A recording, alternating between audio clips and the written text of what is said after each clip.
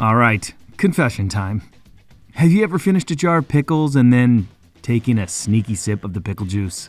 Well, guess what? You're not alone. Pickle water is the latest viral food trend. People are drinking it straight, mixing it into cocktails, even using it in sports drinks. But have you ever stopped to wonder, where does all this pickly goodness come from? Today, we're heading inside a real pickle factory to uncover the crunchy, tangy truth behind your favorite snack and that salty, sour juice that everyone's suddenly obsessed with. So first, we're going behind the scenes of a giant cucumber farm to see how millions of cucumbers are planted, pollinated, and harvested. Let's start with where these little green wonders grow best. Cucumbers love warm, sunny weather with plenty of water. That's why they thrive in places with long growing seasons, like Florida and California in the US, or even Mexico, where they can be grown almost year-round. And speaking of soil, cucumbers love loose, sandy soil that drains well. No soggy roots allowed. Let's talk about how we plant these babies. Because when you're growing cucumbers on a large scale, you don't just sprinkle seeds by hand. These GPS-guided tractors plant thousands of seeds with perfect precision, spacing them exactly 12 to 24 inches apart. Why? So each plant has enough room to spread out and soak up the sun. Once the plants start flowering, it's time for nature's magic trick, pollination. Cucumbers can't grow without it, and our little bee buddies are here to help. That's right. Many large farms actually bring in beehives to make sure every flower gets pollinated. No bees, no cucumbers. Once pollinated, baby cucumbers start growing, and fast. Some can grow an inch per day. Cucumbers are over 95% water, so they need lots of hydration. But instead of just dumping water everywhere, large farms use smart irrigation systems to give each plant exactly what it needs. No more, no less. Some farms even use underground drip irrigation, which delivers water straight to the roots to prevent waste. Smart, right?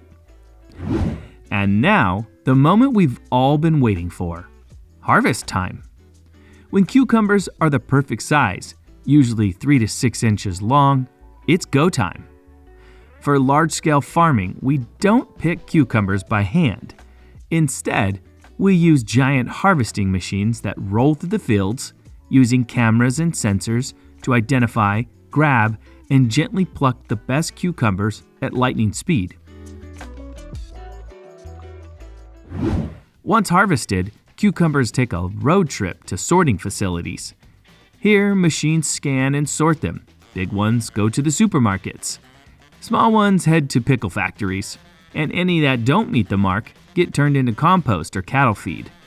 Nothing goes to waste. But we're here to talk about pickles. So let's head over to the pickle factory. Before we continue, I'd kindly ask you for a favor. We are putting our utmost effort into the videos for you, and your support is crucial for the growth of our channel. We would love to create more fascinating food discovery videos for you, so please like our videos and subscribe to our channel. And it all starts with, drum roll please, a serious bath. These cucumbers go through high-powered water jets, scrubbing brushes, and sometimes even an air bubble wash to get rid of dirt and debris. Because nobody, and I mean nobody, wants a dirty pickle. Next, the cucumbers are sorted. Big ones, small ones, are perfectly categorized for different types of pickles. Some even get a little trim or tiny holes poked in them to help soak up the brine better. All right, now for the fun part, brining. This is where cucumbers turn into pickles. And guess what? There are 2 ways to do it. Option number 1, fermentation, the classic old school way. The cucumbers are soaked in big vats of saltwater brine, where natural bacteria go to work. Over several weeks, these bacteria break down sugars in the cucumbers, creating lactic acid, which acts as a natural preservative. The result? That delicious, sour, deli-style pickle we all love. Option number 2, quick pickling, the fast and furious method. Instead of fermenting, these cucumbers take a vinegar bath packed with garlic, dill, mustard seeds, and sometimes a little sugar. The acid from the vinegar does all the preserving, meaning they're ready to eat in just a few days. Which type do you love more? Fermented or quick pickled? Tell me in the comments. I'm curious to know. It's time to pack them up.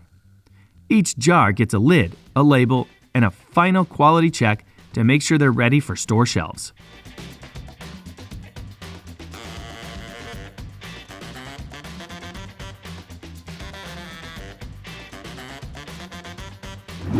All right, now that our cucumbers have officially turned into pickles, we need to keep them fresh.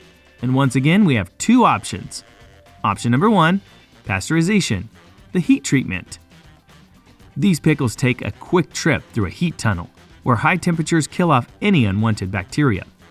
This makes them shelf-stable, meaning you can keep them in your pantry for months. Or some pickles skip the heat and head straight for the fridge.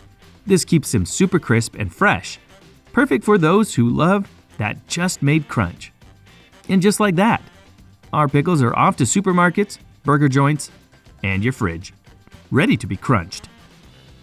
Now that's a good pickle. What is your favorite way of using pickles, by the way? I have a super special recipe for you today. It's a special hack to take your grilled cheese to the next level by adding fried pickles. Yep, crispy, tangy, cheesy goodness all in one bite. This is the ultimate comfort food, and I promise once you try it, there's no going back. Look at that cheese pull. First, we need some good old dill pickles. Pat them dry because we don't want a soggy sandwich. Now we're giving these pickles a glow up. First, coat them in flour, then dip into the egg, and finally, cover them in these crispy seasoned breadcrumbs. Fry them up until they're golden brown and crispy. This is where the magic happens. Now let's talk grilled cheese. Butter one side of your bread, because let's be honest, butter is what makes grilled cheese grilled. Next, load it up with shredded cheddar and those crispy pickles. Cook this beauty on medium heat for about 2 to 3 minutes per side. Press it down a little. This helps everything melt together perfectly. Okay, let's see that cheese pull. Oh wow, this is crunchy, cheesy, and that pickle tang just takes it to a whole new level. And that's it for today's episode. If you enjoyed this behind the scenes look, don't forget to hit that like button, subscribe to the channel, and ring the notification bell so you don't miss out on more foodie adventures. And just in case you have missed some of the older episodes, we have you covered. We have attached a special selection of past Factory Review episodes to this video. So stay with us and enjoy more fascinating food discoveries here with Factory Review. Thanks for watching, and see you in the next episode. Did you know that chocolate starts its journey inside a football-shaped fruit? Or that transforming bitter cocoa beans into your favorite sweet treat involves a weeks-long process? From ancient rituals to modern-day delights, chocolate has captivated our taste buds and hearts for centuries. This is the truth behind how chocolate is actually made. The journey of this delicious food starts with growing cocoa trees. The cocoa tree, also known as Theobroma cocoa, literally means food of the gods. Not many people know this, but most of the world's cocoa beans come from West Africa. They produce about 70% of the world's supply. These trees are very picky about where they grow. They love warm, shady spots with temperatures around 25 degrees Celsius and lots of humidity, 80% or more. Plus, they need a lot of rain, about 1,800 millimeters each year. Yeah, it's pretty high maintenance. These trees grow football-shaped fruits all over their trunks and branches. When these fruits turn bright yellow or red, it means they're ripe and ready to be picked. This step is super important because it ensures the trees can keep producing more pods. Harvesters like to use machetes, picaroons, and shears to carefully cut the pods from the trees without causing any damage. Since the pods don't all ripen at the same time, harvesters need to know exactly when to pick them. They can tell by the color and even the sound the pods make when tapped. After harvesting, the pods are opened to get the cocoa beans inside. Each pod has 20 to 40 beans wrapped in a sticky white pulp. The beans are sorted, and only the best ones are kept. This step is super important because it affects the quality of the chocolate we end up with. Next up is fermentation, another important step that really brings out the chocolate's flavor. The beans, still covered in their sticky white pulp, which have a thick and tangy flavor, are placed in special fermentation boxes and covered with banana leaves. This process takes about 3 to 9 days. Fermentation is critical because it transforms the natural sugars into the pulp into alcohol and then into acids. This not only kills bacteria and removes the pulp, but also turns the beans into their famous brown color and gives them a rich taste. Large cocoa processors often use tiered fermentation boxes to make sure the beans get enough air and ferment evenly. After fermentation, the beans need to be dried and reduce their moisture content to less than 7%. This is crucial to prevent mold and prepare the beans for shipping and storage. Traditionally, the beans are spread out in the sun on wooden decks to dry for several days. In some humid regions, artificial drying methods using fire or hot air are used to achieve the right moisture level. Drying not only removes moisture but also enhances the flavor of the beans. This process usually takes about 5 to 7 days, during which the beans are regularly turned to ensure they dry evenly. Once the beans are dried, they get a thorough check for impurities and any unwanted debris. Only the best beans move on to the next stage. Bagging. These beans are packed into strong jute or sisal bags, which allow air to circulate and keep moisture away. Each bag weighs about 60 to 70 kilograms, like carrying a small person. The packed beans are then shipped to chocolate manufacturers around the world. Shipping usually happens by boat and can take a couple of months. That's why it's so important for the beans to be very dry to prevent mold during the long journey. It's a slow boat to chocolate heaven, but the wait is worth it. When the beans arrive at the factory, they get a good cleaning to remove any leftover debris, stones, and twigs. Cleaning is crucial to ensure no impurities get into your chocolate bar. The machines use air and vibration to shake off any foreign material, making sure the beans are spotless before moving on to the next step. Before the beans can become chocolate, they must pass a quality inspection. Experts with keen senses perform taste tests to ensure the beans meet high standards. During the inspection, the sample of beans is cut open to check their color and texture. Top quality beans should be a uniform brown without any mold or damage. This step ensures only the best beans move forward in the chocolate making process.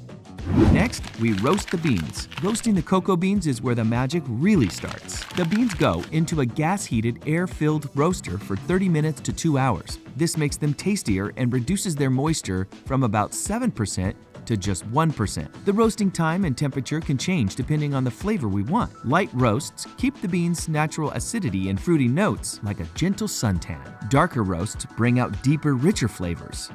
After roasting, it's time to crush the beans. The beans go through a machine called a winnower, which cracks the shells and uses air to separate them from the nibs. Think of it like a big fan blowing away the light shells, leaving the nibs behind. This step is crucial because only the nibs, which have the cocoa solids and butter, are needed to make chocolate.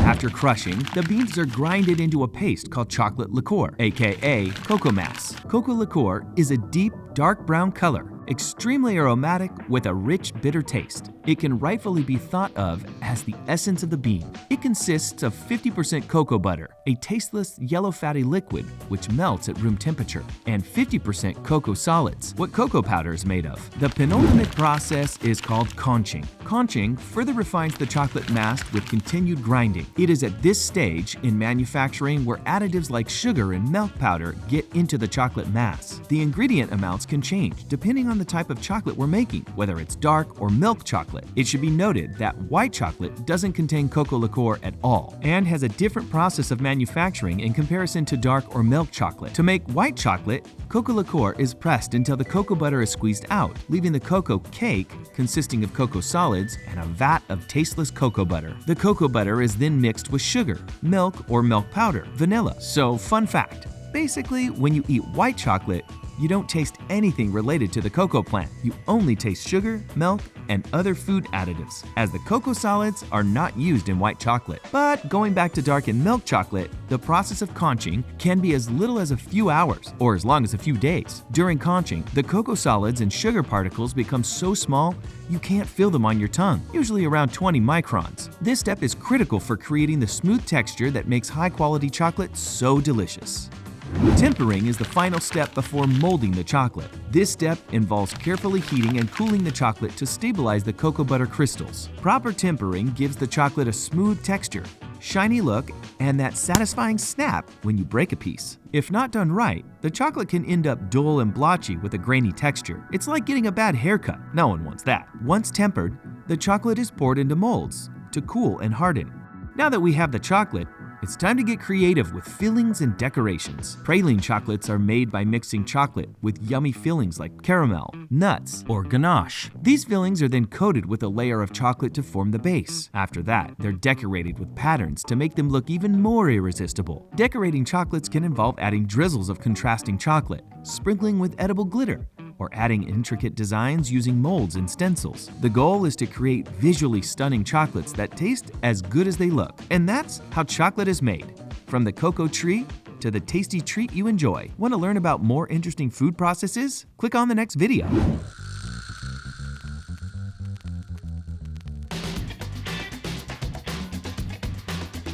Imagine this: you are cooking your lunch and want to give your chicken some extra kick. You open the kitchen drawer, and there you find it, the magic little bottle that makes every meal taste better. Today, we're heading inside the factory to uncover the magic. But before we enter the factory, let's uncover the legend of this world-famous sauce. Leah & Perrins is the original creator of the Worcestershire sauce and a globally recognized brand with a storied history dating back nearly 2 centuries. John Wheatley Leah and William Henry Perrins were chemists living in Worcester, England. In the early 19th century, they owned a pharmacy and worked together to create new medicinal and culinary products. Legend has it that in the early 1830s, a local nobleman, Lord Sandys, asked Leah and Perrins to replicate a sauce he had enjoyed in India. The chemist mixed various ingredients, including vinegar, tamarind, anchovies, and spices, but the initial batch was reportedly too strong and unpleasant. They left it to sit in barrels in their basement, forgotten for months. When rediscovered, the sauce had mellowed and developed a complex, delicious flavor. Thus, Worcestershire sauce was born. In 1837, Leah and Perrins began selling their Worcestershire sauce commercially.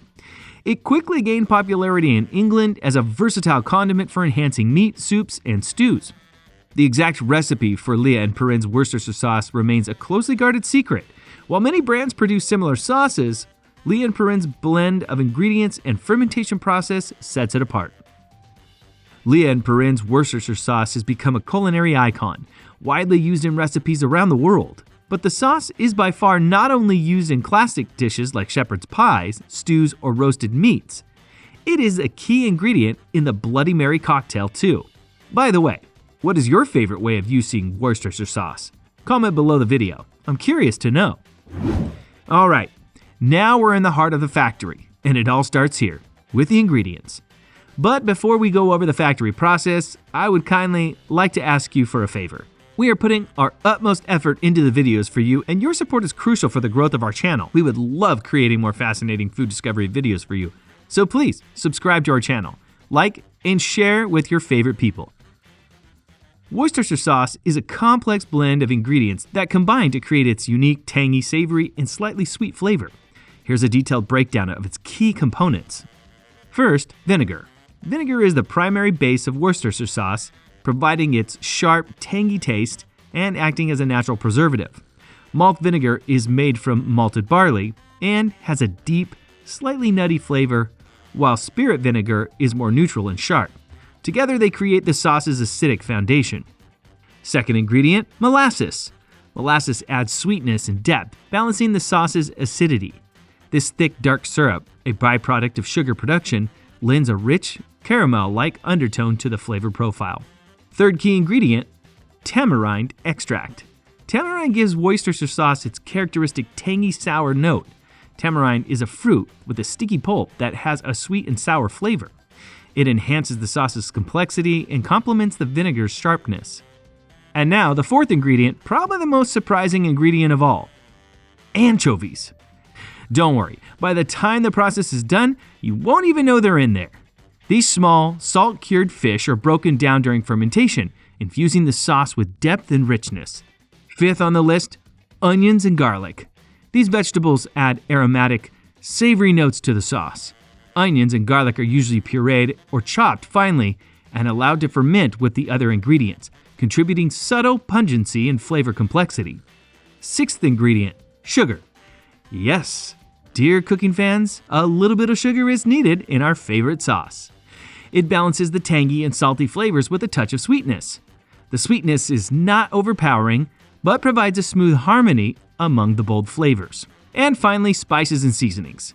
Spices are essential for the sauce's warm, earthly undertones and complexity. Common spices used are cloves, cinnamon, black pepper, and chili pepper or cayenne pepper, salt, and some proprietary blend of different other spices. And, of course, a little bit of water. All right, guys, I told you that Worcestershire sauce has character, and the mix is pretty complex. But have you ever expected such a long list? No, me neither. And now, let's start to dive deeper into how all those many things come together to a harmonious and rich sauce. Once all the ingredients are prepped, it's time to mix them together. This massive vat is where the magic begins. Everything is added in precise amounts to create the perfect flavor balance. The vinegar dissolves the sugar and tamarind, while the anchovies start to break down into the mixture. Let's just say it smells potent in here. But trust me, this is the beginning of something amazing.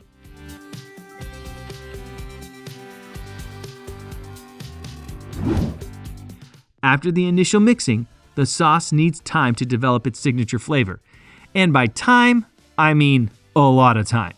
The mixture is poured into these huge barrels, where it's left to ferment for up to 18 months. During fermentation, the ingredients break down and blend together. The enzymes from the anchovies combined with the vinegar create that deep, savory taste. It's kind of like making wine or cheese. Good things take patience. Next, the sauce is aged again, but this time for a shorter period. This final aging step helps mellow out the flavors, creating that perfect blend of tangy, sweet, and savory. At this point, the sauce is basically Worcestershire royalty. It's ready to meet the world. Now we're at the final step, bottling. This is where the sauce goes from vats to the iconic bottles you see in stores. The bottles are filled with precise amounts, then sealed to lock in all that delicious flavor. After that, they're labeled and packed up for shipping. And just like that, these little bottles are ready to make their way to kitchens around the globe. Before we wrap up, here are some fun facts about Worcestershire sauce that'll impress your friends at dinner parties. Number 1, Worcestershire sauce is fermented for so long, it's technically shelf stable even after opening. But refrigeration keeps it tasting fresher. Number 2, it's a secret ingredient in many famous recipes, from Caesar salad dressing to barbecue sauce. Number 3, Leah and Perrins, the original creators, still use the same recipe from 1837. Talk about a classic. Now that we all know how it's made, let's talk about how to use it. Worcestershire sauce isn't just for marinades and cocktails. It's super versatile. Add a dash to your scrambled eggs for extra flavor. Mix it into a burger patty for a juicy twist, or drizzle it over roasted veggies. If you have any other idea of how to use it, comment below the video. Would love to hear your creative ideas. And there you have it, the journey of Worcestershire sauce, from raw ingredients to the bottle on your shelf. It's a fascinating mix of science, tradition, and a little bit of mystery. What's your favorite way to use Worcestershire sauce? Let me know in the comments. Don't forget to like, subscribe, and hit the bell for more behind-the-scenes food adventures with Factor Review.